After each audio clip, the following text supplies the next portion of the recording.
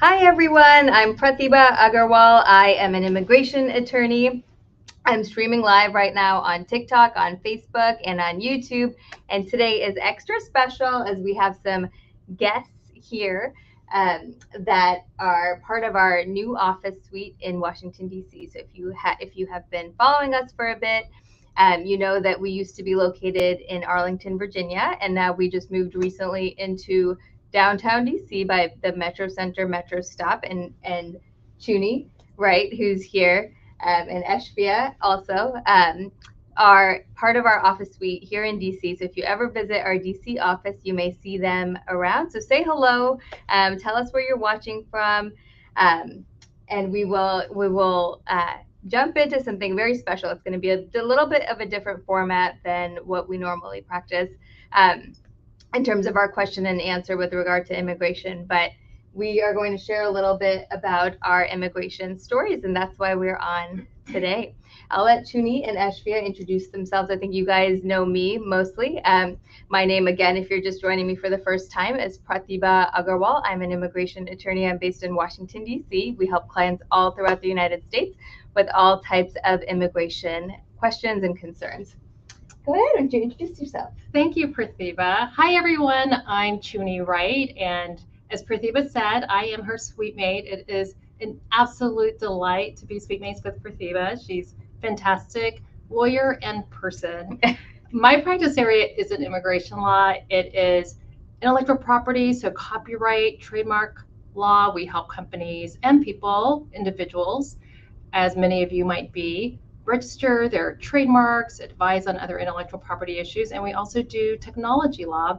And I am so delighted to be here with Eshvia, who works with me. Eshvia, do you want to tell them a little bit about yourself? Sure. Hi, nice to meet everyone. My name's Eshvia here at the office with Pratibha and Chuni, and it's always fun when they're all around. I'm an IP attorney and technology law attorney working with Chuni as her associate. And we work with trademarks, copyright, like Chuni said, and excited to be here. Great. Thank you so much for joining me, Chuni and Eshvia. We actually are really thrilled today because today was special for us in our office. We just had our office holiday party. We're just taking a little break from working, and all of us got together and we were just celebrating the upcoming holidays. And while we were doing that, I thought it would be great for them to jump in and meet some of you guys. It's always a pleasure to have you join us and join me on a regular basis. But I thought it would be interesting for you guys to meet Chuni and Eshvia, who are in the office suite. And we realized, and I think it might be interesting for you to hear their immigration story. What occurred to me was that there are so many people that we run into on a daily basis, and everyone seems to have an immigration story. So I would love for them to share their immigration story. I will also share mine. And if you have something you would like to put into the chat, I invite you to add that in as well. If you have questions, of course, don't hesitate to put it into the chat. We are streaming live on TikTok, on Facebook, and YouTube. So we'll go ahead and read those messages out loud in case you are on a different platform. Okay? Great, Chuni. Why don't we start off with your story? So thank you. And I've actually never talked about this story in public settings like this. So I'm super excited to share my own story. I am actually a United States citizen, born and raised as a US citizen, but there's some interesting aspects of that. My mother is an immigrant to the United States. She was born in Korea, raised in Korea, and came to this country when she was 26. But she was able to come here and become a US citizen because she married my father, who was in the military. He met her in Seoul. So she married a US serviceman and moved here. When did they get married? Ooh, Pratibha, 1960s. But she had to come to the United States and take the citizenship test. So I remember growing up and she would tell me about taking the citizenship test. And she was so proud of having passed the test, become a naturalized US citizen. And she, would once in a while recite the Pledge of Allegiance.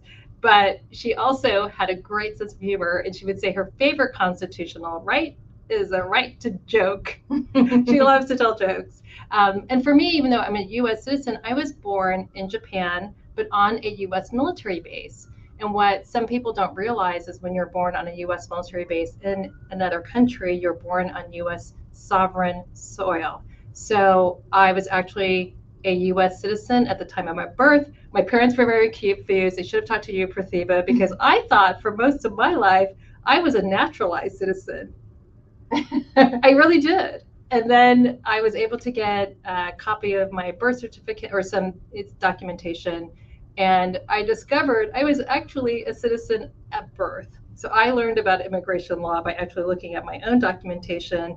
And just because this was all in the news, Henry Kissinger actually signed my naturalization papers. So that was just an interesting historical tidbit on my certificate.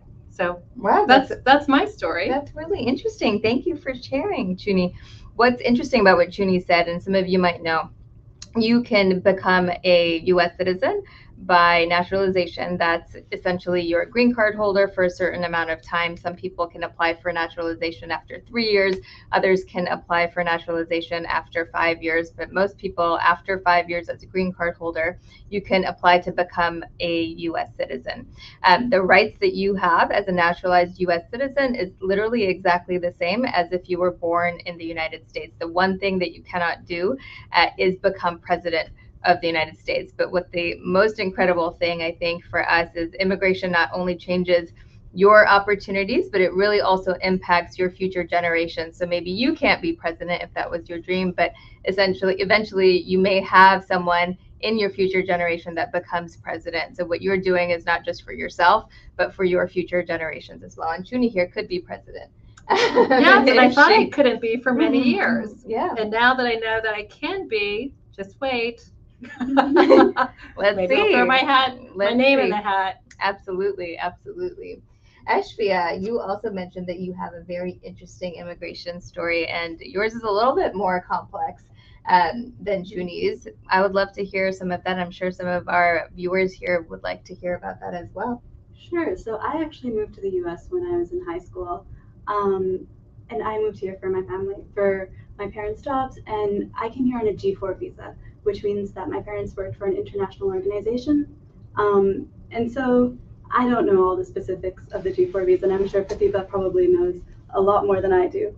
G4 visas, for those, sorry to interrupt Ashvia, but G4 visas, for those that are unfamiliar with this, is a visa type that's usually associated with people that are working at international organizations. So us being in Washington, D.C., we often see clients that are working at the World Bank. We have some clients that are family members of people that are working at the World Bank or the IMF.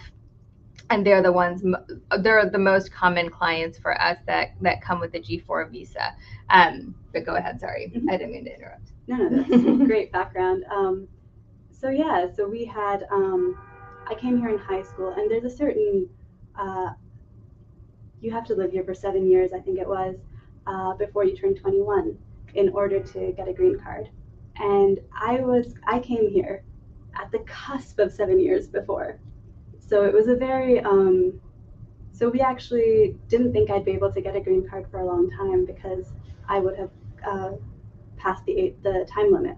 And we actually spoke to a bunch of immigration lawyers who said that it wouldn't be possible because of just the timing of when I came. And it wasn't until we met one really great immigration lawyer who said, no, actually, I can do that. We've done that before. And this is something that we can help you with, and that immigration lawyer probably is the reason I'm here in the U.S. still. So I got a green card because of that, and hopefully soon I'll be a naturalized citizen. That's exciting. We can get you ready for it, Ashvia. Practice here at the office. That's true. Oh my God, I'll have to take a test. Yeah, you have to take a test. So I won't be able to be president, but hopefully someday. Neither will it. Maybe we can support Chuni when she takes office. Oh yeah, would that be great? You've seen it here first, everybody. Absolutely. Well, thank you. That's a very, very interesting story, and most people are unfamiliar with G4 visas.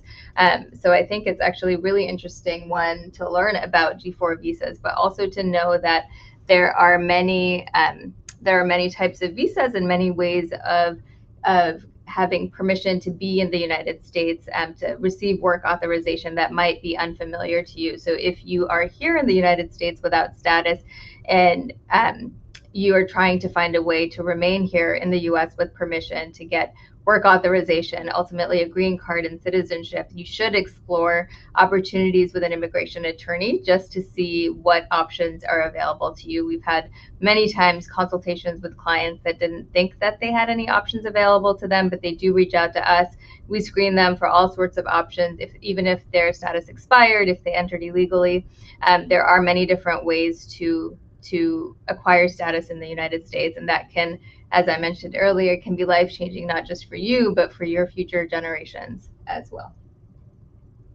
That's such important information, Pratibha, and we're so glad that you're here talking to whoever's watching to dispel some of these misunderstandings. I have a question on that regard, because I think I had some misunderstandings about the immigration absolutely. process.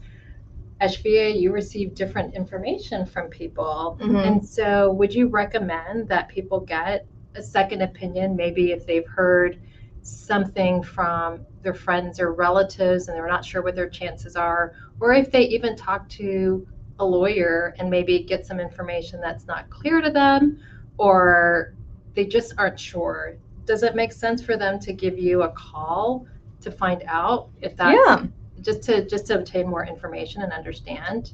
Of course. I think absolutely, if you can talk to an attorney, that's a great way.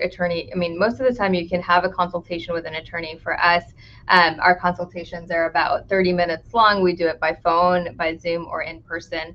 And what we do is we go through your immigration history. So there's not a lot of prep work that's required. You mostly know the answers to what I need to know when I'm meeting with you. But we go through your immigration history. We talk about your experiences if you're out of status, to see if any of your experiences might help you qualify for work authorization or for a green card and ultimately citizenship. We go through all of that and screen you for all of the different options, right?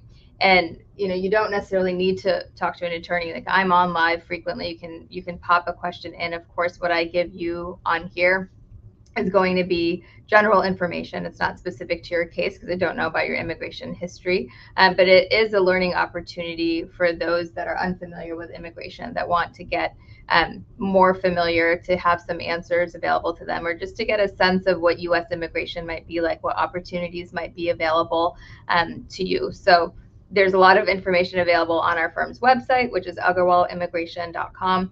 We have our Facebook page where we're streaming live right now. We have a lot of information on there as well. And the handle there is Agarwal Immigration.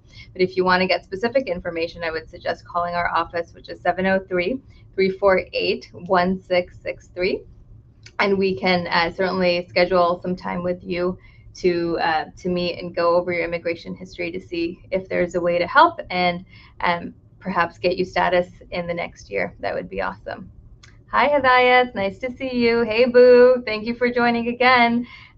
Philip, I see your question there. Let's see. He says, how to get connected with a live person at the immigration office if you have questions about your application status.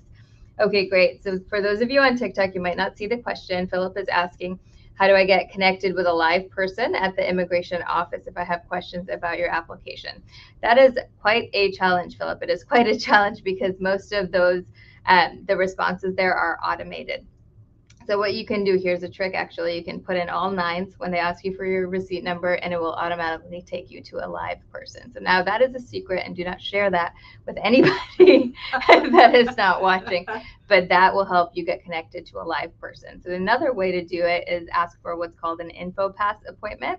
You can call, when you actually talk to the person, they can schedule you in person with the USCIS center that is local, and you can go and ask your question, take your documents, and you might be able to get some assistance there as well. But if you'd like to talk to an attorney, you can certainly give us a call. You can reach us at 703-348-1663. Again, 703-348-1663. My name is Pratibha Agarwal. I'm an immigration attorney. I'm here in Washington, D.C., but clients are all throughout the United States, and we can certainly meet with you and talk to you about all of your immigration concerns and come up with a plan going forward.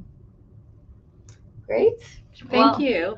Absolutely. Well, thank you so much for joining me, you guys. I know I didn't get to some of your questions today, but I will be on again. Philip says, thank you. Thanks very much. Glad that was helpful, Philip. Good luck with getting in touch with immigration. I do not have much time to be on today, but I wanted to share with you one very special thing that we're doing. It's very unique with the firm. We have never done this before. We're actually running a promotion for half price consultations. So our consultations are normally $150. We are running a discounted consultation for $75. So this is very unique. We've not done this before. If you go on our Facebook page, it is Agarwal Immigration is the handle. There is a link there where you can schedule a consultation for 50% off. And you can also do that by calling the office. The number is 703-348-1663. We're closed right now, but if you leave a message, my assistant Sophia will give you a call back tomorrow, and she'll get you on my calendar for the next year. This promotion is going to go on till the 31st, but I would highly, highly suggest that you schedule now if you are interested in talking to an attorney and making some changes in the coming year. Okay? Well, thank you so much, you guys, for joining me. I'm so excited. I'm thrilled to have Shuni and Eshvia join us today. It's a very special little time on our Facebook Live. We've never done this before, which is exciting. But happy holidays, everybody. I will be on again, and thank you so much for joining me. Follow us and like us if you don't already do so. Thank you. Bye. Thanks for having us. Bye, everyone. Bye, Happy everyone. holidays. Thank you.